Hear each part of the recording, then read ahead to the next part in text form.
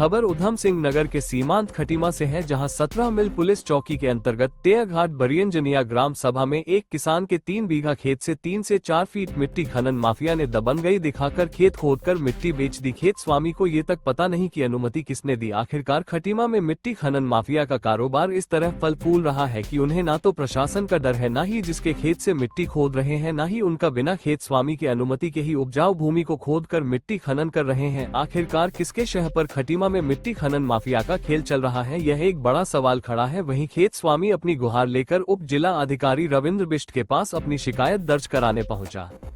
खेत स्वामी का कहना है कि मेरे खेत में 2 जेसीबी से मिट्टी खनन का कार्य चल रहा था और जब मैं वहां पर पहुंचा तो मुझे धमकाने लगे कि अनुमति है, लेकिन कुछ गाड़ियां भाग गई। गांव के जयपाल नाम के व्यक्ति का ट्रैक्टर वहां पर मिला। आखिरकार मेरे खेत में मिट्टी खोदने की अनुमति किसने दी? आखिर प्रशासन कार्रवाई क्यों नहीं करता, यह एक बड़ा सवाल है।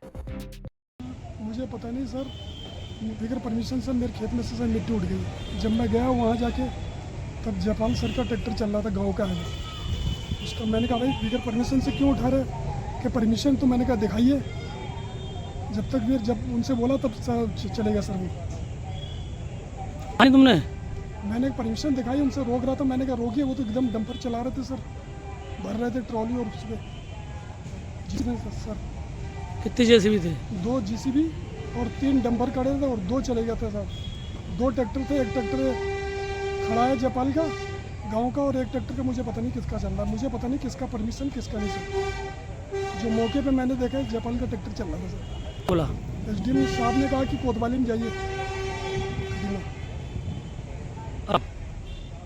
मुझे क्या सर, मेरा खेत बराबर हो गया मुझे और उससे क्या सर। आपका नाम?